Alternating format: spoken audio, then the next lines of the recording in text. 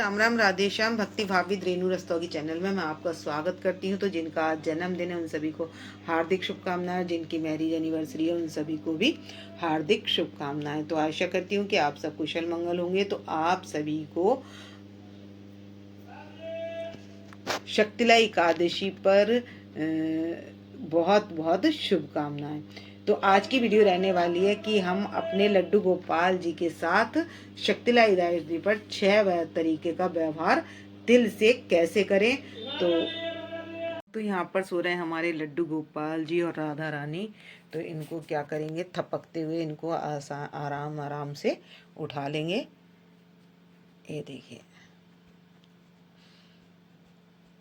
तो मैं इनको सहलाती जाऊंगी और उठाते जाऊंगी इस तरीके से। बल हटाने के बाद हम जयकारा लगा देंगे, हरिदास कुंज बिहारी श्यामा प्यारी श्यामा की जय, और अपने लड्डू गोपाल जी को सहलाते हुए उठाते जाएंगे। तो मैंने इनको सभी को उठा लिया है और ये उठकर बैठ गए हैं। अब हमने बनाना है चरणोदक। तो क्या करना है चरणोदक के लिए, तो मैं इनको सबसे पहले तो मैं आचमन कराऊंगी, उसके बाद चरणोदक। तो चरणोदक ये होता है जो इनके चरणों का जल, यानी कि जो इनको हम पिला देंगे तो वो चरणामृत जो होता है वो चरणोदक बनता है। तो आप जल उतना ही लें जितने आपको चरणोदक बनाना है। तो इसमें मैंने जल ले लिया है थोड़ा सा, और वो लिया है मैंने निवाया जल, और इसमें डाल देंगे हम तिल। चरणोदक कैसे बनाना है, तो इसमें ये जो जल है पीने का, तो जिसको हम चरणामृत भी बोलते हैं, तो ये तिल हम डाल देंगे। थोड़े से तिल डाल देंगे। तो हम जो ये खाने के लिए जो प्रयोग करने वो हमने करने वाइट वाले तिल, और जो पूजा के लिए करें स्नान कराने के लिए जो तिल लेंगे वो हम लेंगे काले तिल। तो 6 तरीके का जो हम षट के नाम से जो 6 प्रकार का प्रयोग किया जाता है, व्यवहार किया जाता है लड्डू गोपाल जी के साथ, वो कैसे करें। तो पहला व्यवहार है कि हम ये चरणोदक बना लें। तिल का बना लिया ये चरणोदक। तो भक्तों ये जो चरणोदक वाला हमने जल बनाया है, इसको क्या करेंगे, हम इनके गिलास में कर लेंगे और इसी जल को हम अपने लाला को, लड्डू गोपाल जी को, कान्हा जी को, सभी को पिला देंगे। अब ये हो गया चरणोदक तैयार। तो इसको हम सारे परिवार के जन जो हैं वो इसको ले लेंगे। तो भक्तों जितना भी जल आप ये तुरंत बनाएं, अगर आपका ये जल खत्म हो जाए तो आप सुबह अलग बना लें और शाम को अलग बना लें। ज़्यादा देर तिल का पानी रखना नहीं है हमने, क्योंकि तिल जो है ज़्यादा देर रखने से ना गल जाता है। तो जब तक ज़्यादा गला ना हो तब तक के लिए हम बना सकते हैं। तो और चाहे तो रात को आप ना, दिन में आपने अगर तिल का जल ये वाला चरणोदक पी लिया है, पा लिया है, तो आप रात को तुलसी पत्र डालकर भी इस जल में रख सकते हैं। तो ये मैंने दोनों तरीके बता दिए हैं कि आपको किस तरीके से करना है, क्योंकि ज़्यादा गलने के बाद वो तिल फिर वो पीने योग्य नहीं बचता। तो मैं क्या करूँगी, ये तिल का तेल जो है अपने हाथ पर ले लूँगी, और ये मैंने ले लिया है हाथ पर तिल का तेल, और इससे हम कर देंगे अपने लड्डू गोपाल जी की मालिश। तो हम हल्के हल्के हाथों से इनकी मालिश करते जाएंगे, देखते रहेंगे। देखो कितनी चमक हमारे लड्डू गोपाल जी पर आ जाती है। तो हमने दूसरा व्यवहार अपने लड्डू गोपाल जी के साथ करना है, तिल के तेल से मालिश करके। तो हम इनको अच्छे से मालिश कर देंगे अपने लड्डू गोपाल जी को। और हमारे लड्डू गोपाल जी सुबह सुबह क्या कर रहे हैं, बैलून से खेल रहे हैं, और हमारे ये लड्डू गोपाल जी करा रहे हैं मसाज। तो मैं इसी तरीके से अपने सभी कान्हा जी के और राधा रानी के सभी के मसाज कर दूंगी। तो मैं अपने लड्डू गोपाल जी के पैर के नीचे लगा दूंगी ये पिलो। एक मैंने ऊपर लगा दिया और एक लगा दूंगी मैं यहाँ पर, और इस तरीके से मैंने इनको लिटा लिया आराम से। और आप कर लेंगे हल्के हल्के हाथों से मसाज। तो मैं अपने कान्हा जी के भी इसी तरीके से करूँगी और अपने लड्डू गोपाल जी के भी इसी तरीके से मसाज करूँगी। तो सबकी मसाज नहीं दिखाऊंगी, तो मैं सभी की मसाज हल्की हल्की दिखा देती हूँ, लेकिन मैं इनको 5-7 मिनट मसाज करने के बाद 10 मिनट के लिए इनको टॉवल लपेट कर लिटा देंगे। व्यवहार है कि इसमें हम डालेंगे केसर का जल और इसमें डालेंगे हम काले तिल।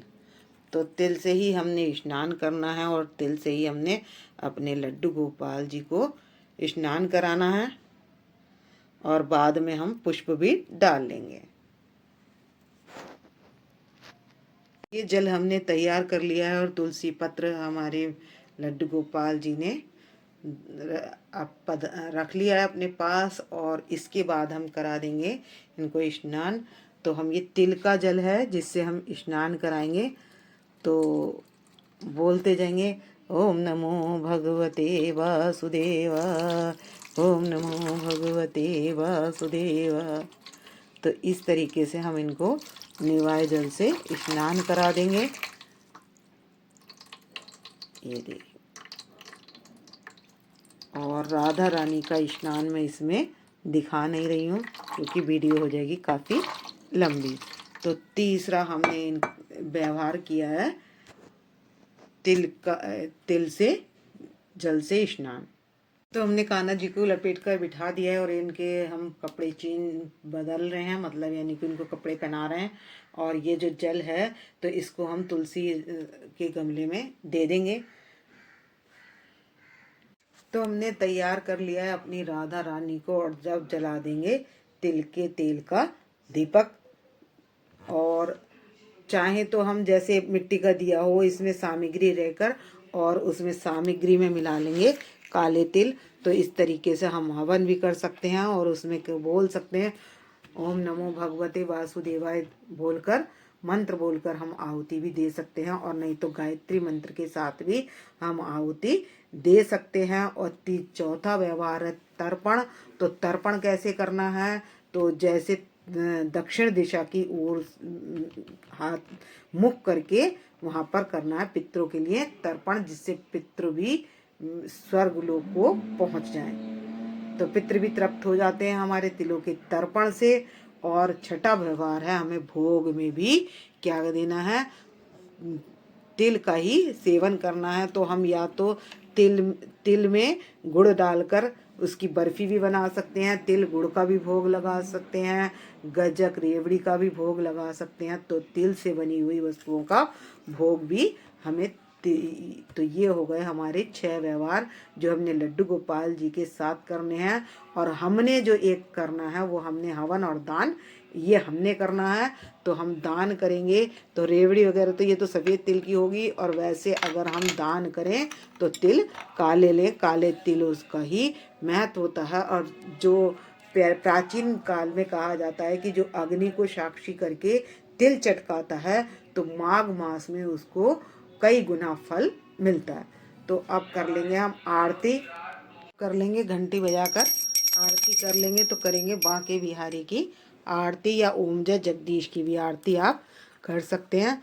तो बांके बिहारी तेरी आरती गाऊं, हे गिरधर तेरी आरती गाऊं, आरती गाऊं प्यारे तुमको नाऊं, हरि चरणों में शीश झुकाऊं, मैं बांके बिहारी तेरी आरती गाऊं, बलदाऊ के छोटे भैया कनुआ।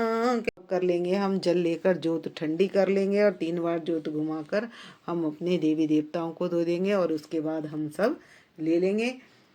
और इसके बाद हम करेंगे व्यवहार करेंगे हम तिल के भोग का।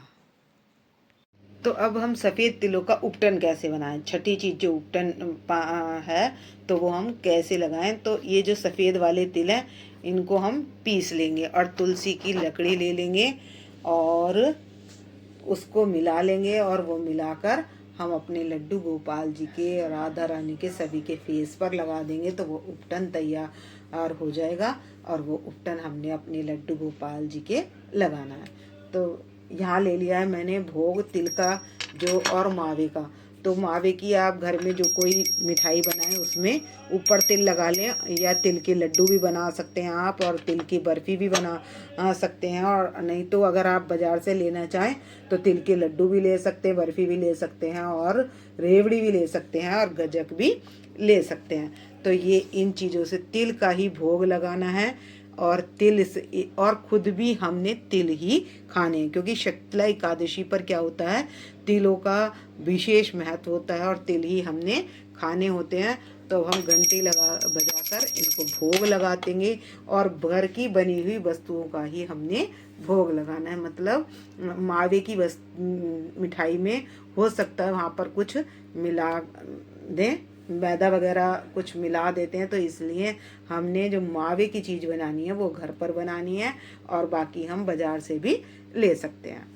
तो इस तरीके से हम अपने लड्डू गोपाल जी का शक्तिला एकादशी से 6 प्रकार से व्यवहार कैसे करें, तो ये इस तरीके से हमने व्यवहार करना है। तो भक्तों, इस वीडियो का करूँगी मैं यहीं पर एंड। यदि आपको मेरी वीडियो पसंद आए तो प्लीज़ लाइक करें, सब्सक्राइब करें और शेयर करना ना भूलें। और लक्ष्मी नारायण भगवान अपनी राधा रानी और लड्डू गोपाल जी के श्रृंगार का बताएं कि आपको कैसा लगा, और उनके चरणों में हाजिरी लगा सकते हैं। तो मिलते हैं नेक्स्ट वीडियो में। भक्तों राम राम, राधे श्याम।